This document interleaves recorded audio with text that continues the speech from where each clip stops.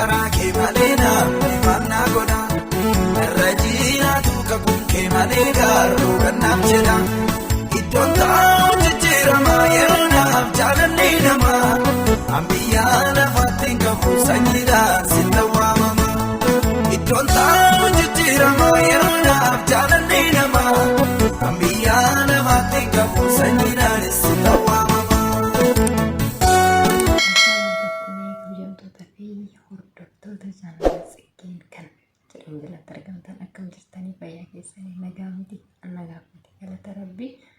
Arawana datu ko kawatin jechuudha. Maaliif namoota baay'eetti gaaffii ta'ee jira. Nama baay'eetu immoo gaafate si waan nama jechuudha. Anumayyuu natti gadi baasanii namoonni na gaafatan nama hedduutu jira jechuudha. Nama tokko lama osoo hin taane nama baay'ee jira. Har'ammoo suba namni na gaafatu jechuudha. Dhugaa nannahinti akkana hundamoo jedheetiniin baay'ee na jechuudha. Garuu yaaduma isinitti fakkaachuu danda'a malee namoonni gaaffii kana na gaafatan yookiin immoo gaaffii isinitti ta'ee anomaa ta'ee miti jechuudha. Alhamdulillah nagaan qaba galata rabbii. Namoonni baay'een maal jedhu dhugaa namni baay'een keessan dhufanii kan na gaafatan kanarraa immoo na naasise jechuudha. Dhugaa agaana hundamoo jedhee akka kan hunda namni narratti akkasnaan jedhaan jedhee ziggee maal taatee tuqqattee nuqqatte miti maal jechuudha. Sijjammarani durumas furdoo miti dhugaa dubbachuudhaaf yoo ta'e jechuudha. Ani furdoo miti jechuudha. Furdoo yoo jedhu qaama koo gara akkas gara kana yoo na laaltanii ni furdinaan qabu. Already iddoon furdadhus nan qaba iddoon furdannis ni jira jechuudha. Furdinni koo tamanii qaba already intini miti. Yani furdoos akkasii kan jedhamus miti qalloos jedhamu miti. Garuu namni baay'een nama meeqa nama shantu na gaafate. Nama har'a na gaafate faana nama ja'adha. Maal taatee huqqatte indi maal jechuudhaan danda'u isin giseessin akkana naan jettan waan iyyuu yaadanatti ta'eeti huqqataan jiran danda'u. Indi Bonnet hai waan isin deebisuudhaaf jechuudha. Yeroo isin akkasaan jettan dhugaa waan isin deebisuudhaaf namin ani yoo nuuf ilaalu kiiloo koollee yoo ilaalu hin qannasne gosan yeroo hunda ispoortii hojjedha waan nama dhibu ganama yeroo hunda ispoortii hojjedha jechuudha. Ispoortiin ani hojjedhu sanayyuu ulfaataadha dhugaa dubbachuudhaaf yoo ta'e jechuudha. Yeroo duraanii jidduudhaan waggaa tokko hanga waggaa tokko jala hin dhufa osoo hin hojjetin ture. Garuu amma ergatti deebi'ee ji'a gootuudhaaf hin jechaa jira. Ispoortii hojjetaa jira jechuudha. Malee wanta akkanatti siin bannee nan dhukkubnes yeroo duraan tokko xiqqoo ndam torbee lamaan darbe keessa na fakkaatanti qufaan na qabee ture. Waan namiidha hin qabu jechuudha. Qufaan immoo nama hunda qaba. Ana qofaanitti nama baay'ee qabee jira jechuudha. Malee miidhama akkasii natti fidee dhukkubsadhee na qal'isee namni rakkina biraaree waan hin qabu tokkollee hin jiru. Alhamdulillah nagaan qaba. Uumaa waan hin ta'e hin qabu jechuu barbaadatanii namoonni akkas gaaffii isinitti ta'e miira keessaa ba'a. Anayyuu miira keessa na galchaa jirtanii warra akkana naan jechaa jirtan kun of eeggannoo godhaa. Of eeggannoo maal jechuudha isaa? Akkas isin jedha. Akkam jirtan isin fayyaa? Oduu isin qabee miti jirtanii fayyaa keessan nagaadha. Akka cirraa ta'e namoonni haaraan gara chaanaala kanaatti yoo dabalamtan subscribe gochuudhaan maatii keenya ta'an isin jedha.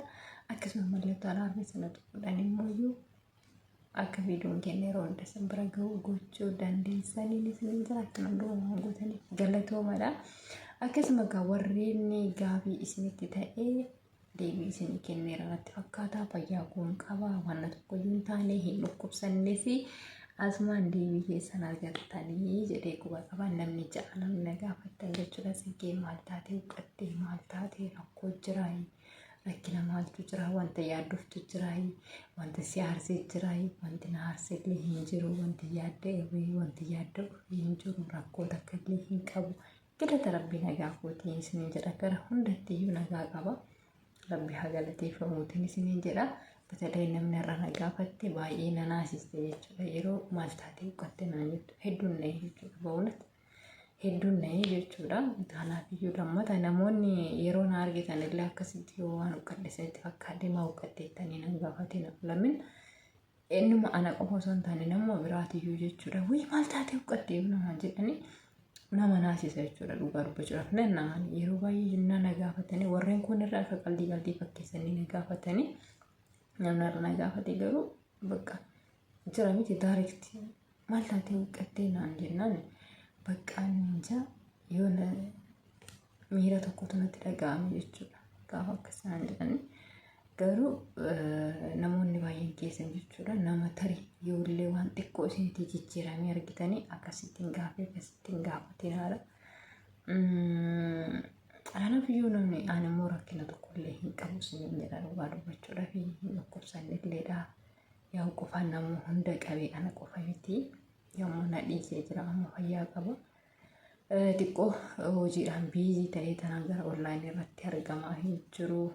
Hatta ani hirmaannaayyuu badaa hirmaataa hin jiru. Kun ijoolleedhaan itti baneefitanii namoonni baay'een yoo akka carraa asumaa wanti hin dabarfadhu yoo jiraate jechuudha. Ijoolleen iddoo tokkotti walitti qabamnee sabboontoo biratti jirru. Ani isin biraa hin hafu jechuudha. Yoo anillee isin biraa fi sabboontuun isin biraa hin haftu rabbiin maa jechuu hin danda'u. Rabbiin gatii isiisiidhaaf haa kaffalu. Guyyaa gaafa takkaa jechuudha. Isin biraa haftee hin beektu. Ana miti kan isin hirmaataa jiru. Guddisee isii galateeffadhaan kana jedhee dubbadhee isiidhaaf itoo hin danda'u gatii isii rabbiin isiidhaaf haa kaffalu. Kanaaf iyyuu jechuudha yoon ani isin biraa hafe isin biraa hin haftu jechuudha. Sheemii na qabsiisa jechuudha. Yeroo baay'ee waan hin jedhu hin dhabaa waan hin godhu hin dhabaa. Rabbummaan miti gatii isiidhaaf haa kaffalu jechuu hin danda'u. Xiqqoo ani akka duraanii miti haalli jireenya mana keessatti xiqqoo dhatti cimtee jirti jechuudha. Baay'ee akkas bilbila qaqqabachuu maal jechuu kana baay'ee natti ulfaatee badaa isin fuuna bu'uu hin dandeenye garuu ani isallee hirmaannaan kanillee natti hafu jennaan isin immoo yoo hafe kan koottafa malee hin hafuudhanii bakka hirmaataa jirti jechuudha. Baay'ee na dadhabsiisteetti sheemii na qabsiisteetti. Kanaaf iyyuu homaa gochuu hin danda'u. Rabbummaa namti gatii isiisiidhaaf haa kaffalu. Akkasuma ammoo iyyuu jechuudha waan inni dabarfachuu barbaadu. Yoon isin jala taa'ee barreeffama barreessuu baadhee ani gatiin ani ittiin isin argisiisu yookiin isiniif hirmaachuu jiraachuu koo kan isin argisiisu sheeriidhaan jechuudha. Sheerii godha kan nama hunda keessanitu warreen sagalee kana dhaggeeffattanii warreen sabboontuu biratti walitti qabamtanii jirtan jechuudha. Hundi keessanuu ani bakka kanatti akka sabboontuun naaf hirmaattu hin fedhu. Tasumayyuu jechuudha. Maafiin hin feene akka kan kooshiin waayifaayi miti kan qabdu daataa guddatteeti daataa fayyadamti. Kanaaf iyyuu jechuudha akka naaf hirmaattu hin fedhu. Ani achi jala taa'ee baabaa jechuu maamaa jechuu hin dandeenye jechuudha. Sababni isaa namoonni muraasni keessanii beektanii kana jedhee isiniif himuu hin danda'u. Asirratti yookiin immoo achi warratti bakka walitti qabnee yeroo sanatti isiniif himuu danda'a. Kanaaf iyyuu jechuudha wanti isin akkan ani isinii hirmaataa jiru na hubattan sheerii isiniif godha jechuudha. Kallattii kamiin iyyuu haadha cabsaadhanis ta'e tsiggeedhanis ta'e sheerii isiniif godha jechuudha. Sheeriidhaan akkan ani isiniif hirmaataa jiru quba qabaadhaan isiniin jedha kanaan jechuudha. Natti mijatee immoo yookiin koomentii bilbila qabadhee koomentii barreessuu koomentii viidiyoo jalatti isinii barreessuu dadhabuu dhiisuu hin danda'a. Taayimii argadhee isinii barreessuu dhiisuu hin danda'a. Garuu sheerii gochuu hin dadhabu. Maaliifin ogguma sana sheerii godha waan ta'eef hatattama irratti inni nadhibu jechuudha. Viidiyoo keessan sakandii takka isin jala hin dabarsu garuu sheerii isinii godha. Sheerii isinii gochuu kootiin akkan isiniif hirmaataa jiru quba qabaadhaa. Hundi keessan warri viidiyoo kana dhaggeeffattanii warri sabboontoo biratti walitti qabamtanii jirtanii jechuudha. Kanaaf iyyuu hundi keessanuu akkan isiniif hirmaataa jiru quba qabaadhaa. Kanaan booda har'aan booda jechuudha. Ani sabboontuun daataa isii ofirraa fixxee akka isiin anaaf hirmaattu hin fedhu. Kanaaf iyyuu adaraa keessan quba naaf qabaadhaan isiniin jira. Tokkoon keessan viidiyoo keessan illee ta'ee bifa liibitiinis ta'ee kallattii kamiin iyyuu isin gallakkifadhaadha. ani sheerii isinii godha jechuudha. Sheerii sana akkan ani isinii hirmaataa jiru quba qabaadhaa. Viidiyoo keessa jala taa'ee biibii jechuu hin danda'u, maamaa jechuu hin danda'u, isin barreessuu hin danda'u. Liivii jalattis ta'ee taa'ee barreessuu hin dandeenyu, bilbila qabachuu hin dandeenye isiniin jedha. Quba naaf qabaadhaan isiniin jedha. Sabboontuti qaalii naaf jiraadhu gatii kee rabbiin siif haa kaffalu. Uumaa jechuu hin danda'u isin jedha.